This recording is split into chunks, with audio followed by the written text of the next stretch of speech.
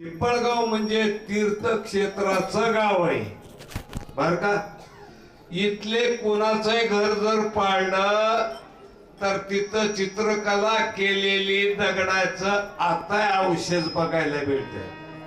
विष्णूचं मंदिर खोदकामातच सापडलं, महादेवाचं मंदिर, पार्वतीचं मंदिर, 12 ज्योतिर्लिंगाचं मंदिर, एवढं तीर्थक्षेत्राचं गाव आहे.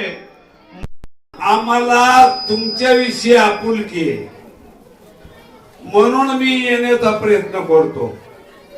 मला दुसरी काय आशा नाही, मी मिळविण्याच्या छंदामध्ये नाही, मला देवानं खूप दिले म्हणून ही सेवा या ठिकाणी जगदंबेच्या चरणी समर्पण कर. कारण प्रकृती आणि पुरुष जसं माणूस असल तसं माणसाची सावली त्याला सोडून राहत नाही, तसं प्रकृतीला सोडून पुरुष कधी राहू शकत नाही, पुरुषाला सोडून प्रकृती कधी राहू शकत नाही.